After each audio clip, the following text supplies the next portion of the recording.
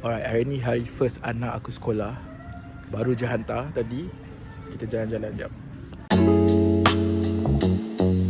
Ada teman kita Brisk Walk. Sambil-sambil kita cari barang sekolah anak, cari pembalut buku.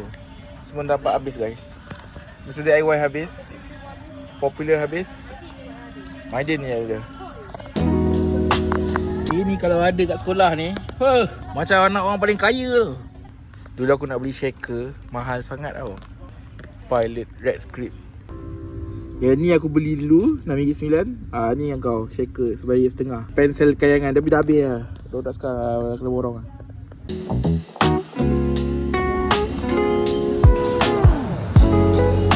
Total damage kita 152.